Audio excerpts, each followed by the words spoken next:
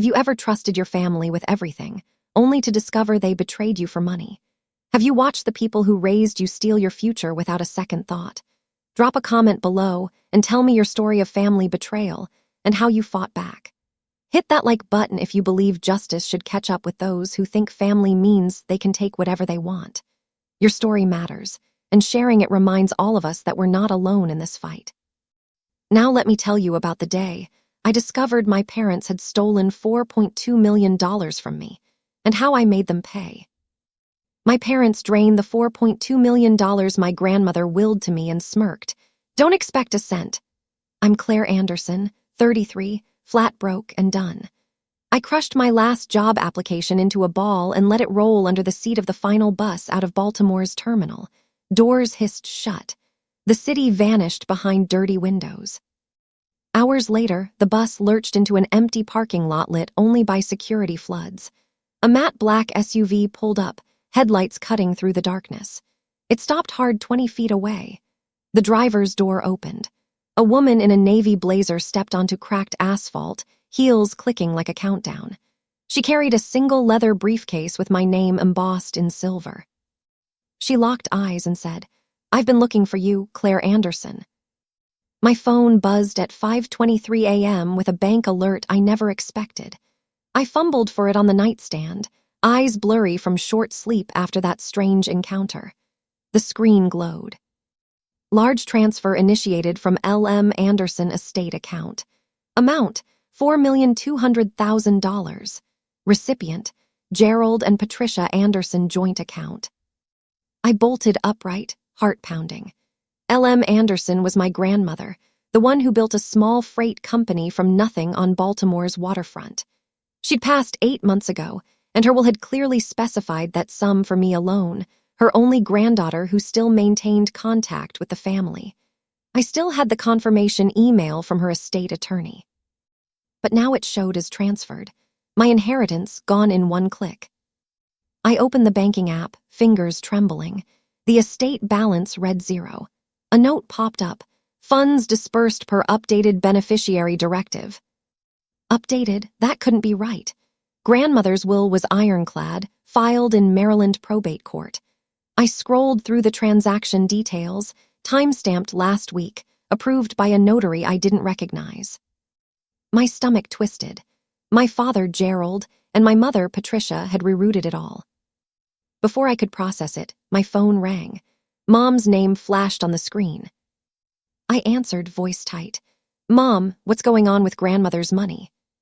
She hesitated, then sighed as if I were being unreasonable. "Oh, honey, we were going to tell you. Lily's will got complicated after she passed. The lawyers found some old debts tied to the business. Your dad and I had to step in to settle them. It's all handled now." Handled? That was my inheritance. The will said it was for me. I gripped the phone, staring at the empty balance. Dad's voice cut in from the background. He must have been listening. "Claire, listen. Lily always favored you, but family comes first.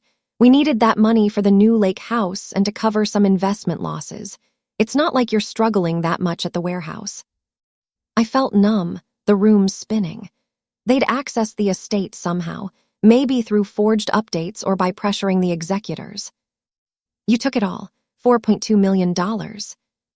Mom's tone sharpened. "Yes, and it's staying with us. Don't expect a cent. You should be grateful we even told you." The line went dead. I stared at the screen, the alert still mocking me. How had they pulled this off? Dad, a retired corporate attorney, probably knew every loophole in estate law. Mom handled the emotional side, always twisting things until I looked ungrateful. I opened the will on my laptop, scanning for changes. There, a digital amendment dated after grandmother's death, signed by them as acting guardians. It wasn't legal. I paced my small apartment overlooking the shipping docks, the distant hum of forklifts the only sound. This wasn't a mistake. It was deliberate. Grandmother had cut them out years ago after Dad tried dipping into her accounts for business ventures. Now they'd taken her final gift to me. I needed proof, something solid to fight back. But first, I had to confront them. Morning light filtered through the blinds as I grabbed my keys. Baltimore's traffic was light this early, warehouses stacked like giants at the industrial park. I thought about calling Maya, my best friend since college, but held off. She worked night shifts at the tech center and might be asleep. Instead, I called grandmother's estate attorney. Voicemail. This is Claire Anderson. I need to speak to someone about L.M. Anderson's estate immediately. There's been an unauthorized transfer. Hanging up, I checked my credit app on impulse. Another shock, 3 new accounts. One for a high-limit credit card in my name, already maxed out at $12,000. They hadn't stopped at the estate. Dad's legal know-how clearly extended to identity theft, probably using old family documents. I froze the accounts online, but the damage was done. My credit would tank, making any warehouse job nearly impossible. By noon, I was in a waterfront coffee shop, laptop open to probate records. Maryland law required wills to be public, but amendments needed court approval. Nothing showed under L.M. Anderson.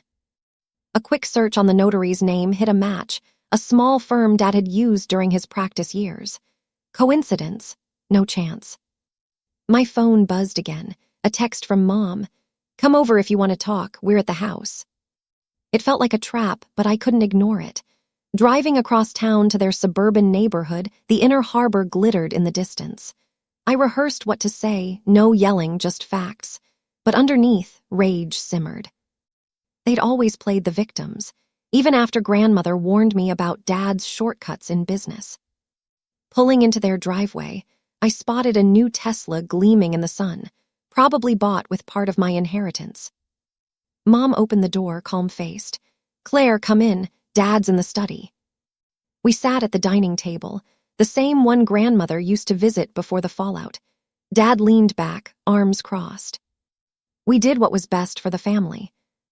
Best for you, I shot back, sliding my phone across with the screenshot. That money was mine. Grandmother's will was explicit. Mom touched my arm, eyes watering. She was getting forgetful at the end. We just fixed a technicality. Technicality. I held up the amendment scan. This notary, your old contact, Dad. He shifted. Details, Claire. The point is it's done. Move on. I stood, voice steady despite the knot in my throat. This isn't over. I'm getting a lawyer. Driving away, the bridge felt longer. They thought I was bluffing, just like they dismissed grandmother's warnings. But I had the alerts, the records. It was time to dig deeper. Maya would know how to trace the digital trail. She worked with logistics data every day. Back home, I texted her. Emergency, need help tracking something financial. Her reply came fast. On my way. As I waited, I stared again at the estate statement. $4.2 million gone, but the fight had only just begun. I drove straight to Marina Bay, where their new lake house was located. Maya had just left after a quick coffee, promising to pull the transaction logs from her office servers by evening. The development buzzed with afternoon activity, landscapers trimming hedges, boats bobbing at private docks. I spotted the property instantly, a sprawling 2-story with floor-to-ceiling windows and a private pier. Dad stood on the deck adjusting patio furniture while Mom arranged potted plants. I parked and walked up the stone pathway. Dad looked up first, setting down a cushion. Claire, didn't expect you so soon. Mom shaded her eyes. We said to come to the old house, not here. This is where the money went, right? I gestured toward the lake house. Grandmother's freight profits funding your retirement paradise. Dad descended the deck stairs, jaw tightening. Watch your tone. We earned this after years managing her affairs. Mom crossed her arms. The estate covered old business liens. This house is an investment. Rentals will pay it off. Investment. I stepped closer, taking in the imported stone and custom dock. Rentals. You drained the account dry. Dad gave a thin laugh. Details again. Come inside, see for yourself. He gestured toward the door. I ignored it. I'm not here for a tour. Undo the transfer. Put the money back. Mom's voice hardened. Impossible. Contracts are signed. Deposits made. Besides, you have your warehouse salary. Salary I might lose. I pulled out my phone, showing my frozen credit report. Those inquiries, they'll flag me at work. Dad glanced at the screen, then looked away. Collateral, we needed liquidity fast. Liquidity, the word hit like a slap. You used my identity for loans. Mom softened her tone. A temporary bridge will cover the payments. I laughed, bitter and sharp. With what? More of grandmother's cash. Dad leaned closer, lowering his voice. Listen carefully. One email from me to your supervisor mentioning family disputes, unstable behavior, and your warehouse job is gone. They've cut staff before for less. The threat hung in the air, seagulls crying overhead. He knew the facility manager from old freight contracts. One call could brand me unreliable. Mom added, we're offering a compromise. Take $600,000 now, sign off on the rest. Stay in the family. $600,000, a fraction. That's not compromise, that's hush money. Dad shrugged. Call it what you want, deadline's tomorrow. I turned to leave, but Mom caught my sleeve. Think about Amber. She warned you we'd protect our future. Amber Anderson, my sister, had distanced herself years ago after similar stunts. She saw this coming. That's why she left. Dad called after me. Walk away, an assistant stops. No more help with utilities, no references. They meant the occasional checks that kept me afloat during layoffs.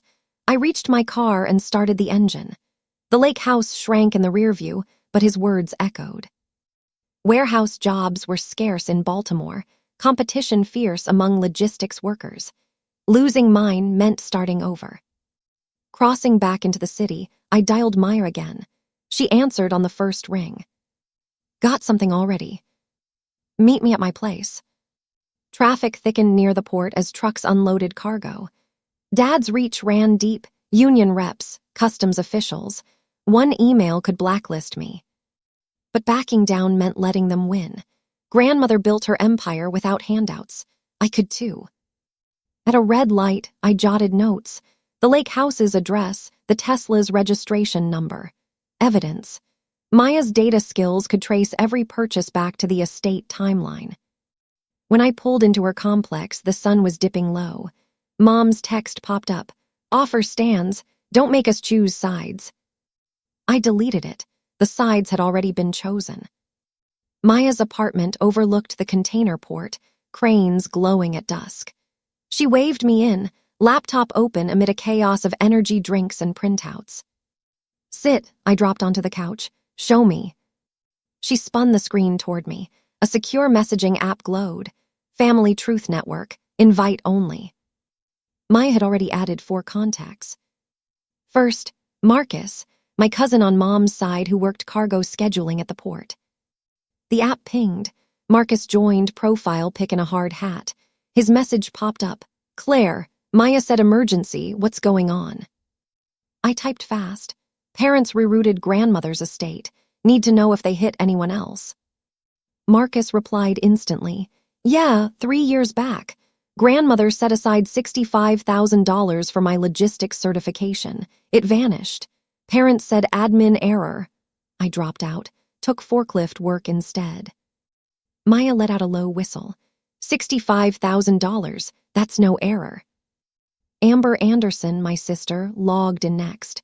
Her avatar showed a beach sunset. Been waiting for this. They tried the same after college.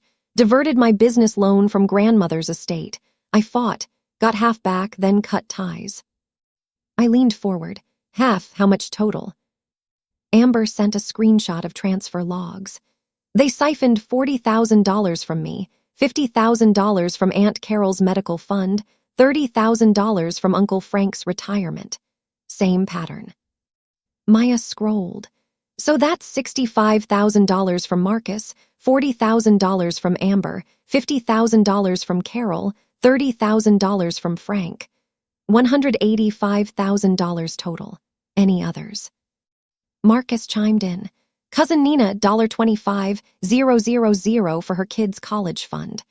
Gone. Tyler, $20,000 for business startup. The numbers climbed. Maya tallied quickly. That's $230,000. Keep going.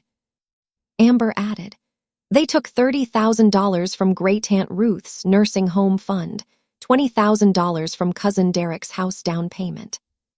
Maya jotted it down.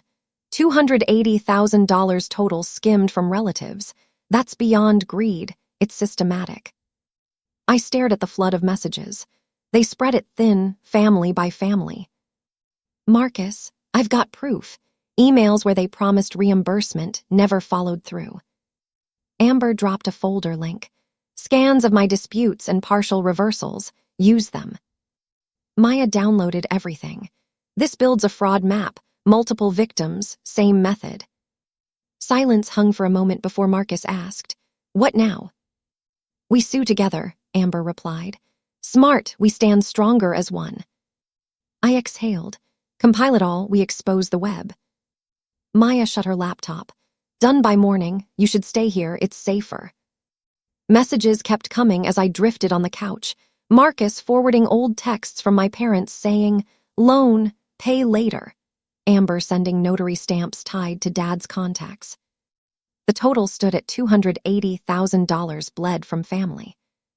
Maya muttered. They really thought we'd stay quiet.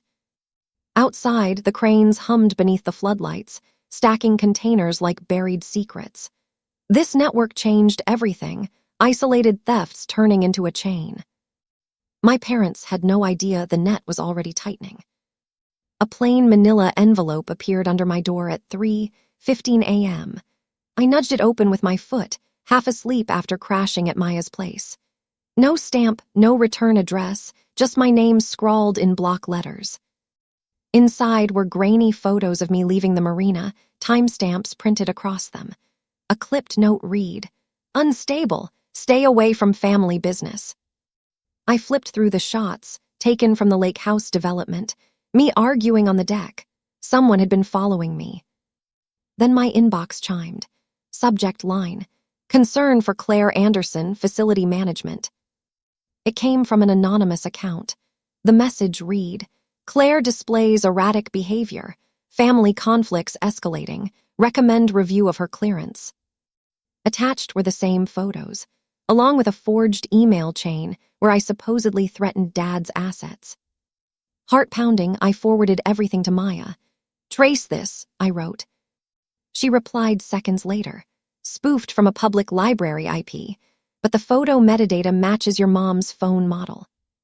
By morning, my work inbox exploded. The first client, a freight forwarder, wrote, "Pausing our contract pending internal review. Heard some concerns." I called my supervisor. "What's this about?" He sighed. "HR flagged an anonymous tip. Family issues affecting performance. We can't risk security breaches at the facility." That tip spread fast. Second client, a distribution company.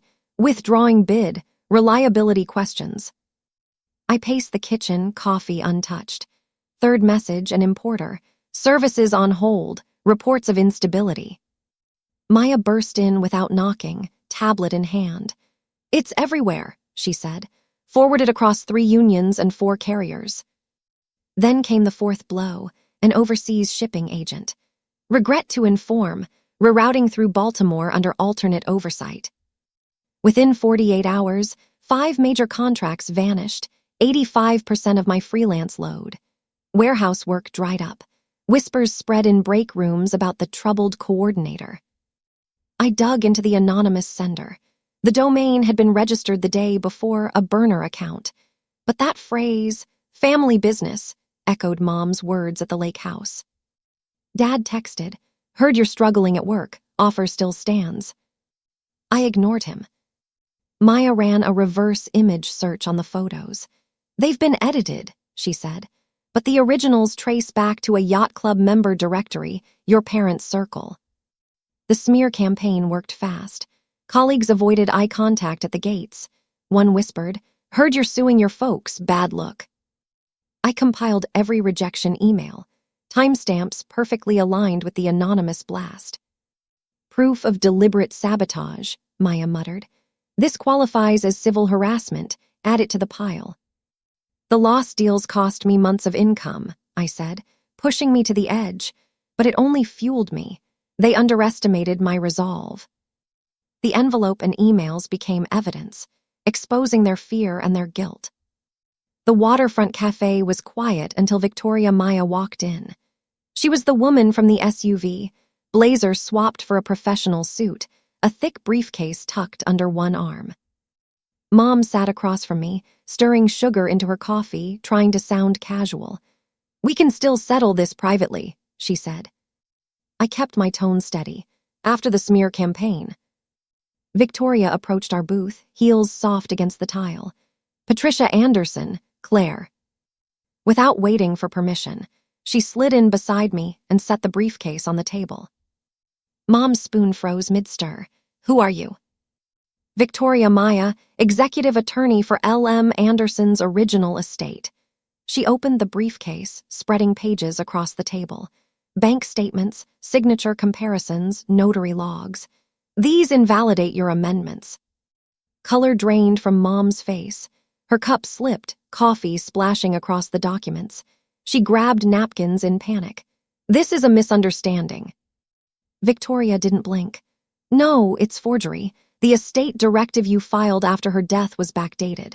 A handwriting expert confirmed it." I leaned closer, scanning the evidence, transfers routed through shell companies, Dad's old firm listed as intermediary. "You funneled everything." Mom blotted the spill, hands trembling. "Gerald handled the paperwork I just signed." Victoria lifted a highlighted sheet. "Your signature appears on every page. Denying it would be perjury." The cafe murmured around us, dock workers at the counter, seagulls crying outside the window. Mom's eyes flicked toward the exit. We offered Claire a share.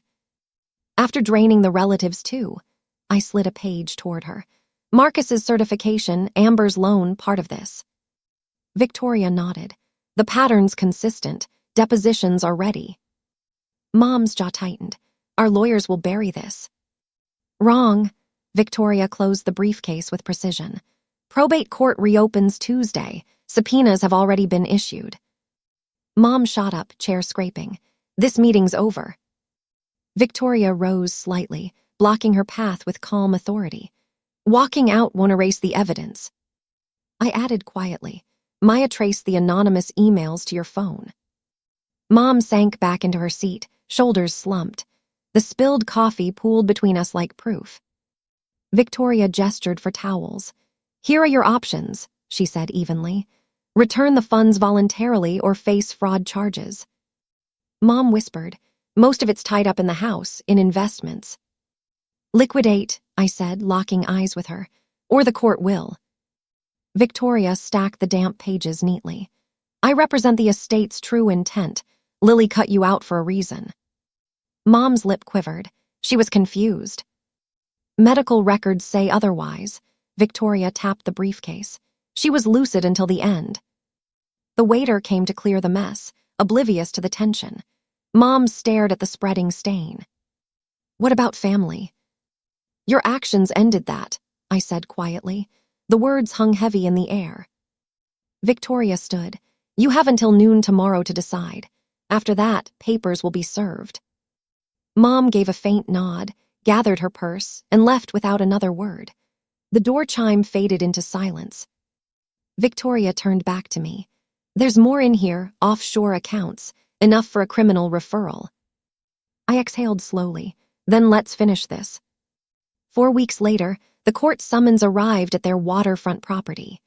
Victoria had filed the civil suit in Baltimore Circuit Court, charges of fraud, undue influence, and conversion. A deputy sheriff handed the thick packet to Dad at the door. I watched from the parking lot, engine idling. He flipped through pages, face tightening, then slammed the door. The complaint listed 11 counts. Count 1, fraudulent transfer of the $4. $2 million estate. Count 2, forgery of beneficiary amendment. Counts 3 through 11, diversion of smaller sums from Marcus, Amber, Carol, Frank, Nina, Tyler, Ruth, Derek, and 2 others, totaling $280,000. Victoria attached 53 exhibits, bank wires, notary logs, email headers, like house purchase contract. Discovery began immediately. Subpoenas flew. Dad's old law firm produced files under protest. Mom's phone records showed 4 a.m. texts to the notary. Maya cracked metadata on the smear photo's origin. Mom's device, edited in a free app. We deposed the pair in a sterile conference room. Dad wore a cheap suit, tied crooked. Mom clutched tissues. Victoria asked Dad, "Explain the post-death amendment." He shifted. Administrative correction. Victoria slid the handwriting report. Expert says pressure patterns inconsistent with Lily's known samples. Mom interrupted. She was sick. Medical records show lucidity, Victoria countered. Signed durable power of attorney revoked you both 3 years prior. Dad's lawyer objected. Sustained but damage done. The judge fast-tracked due to asset dissipation risk. Trial date, 45 days out. I prepped with Victoria nightly. She coached testimony. Calm, factual, let documents speak. Marcus flew in, uniform pressed. Amber joined via video from her coastal town.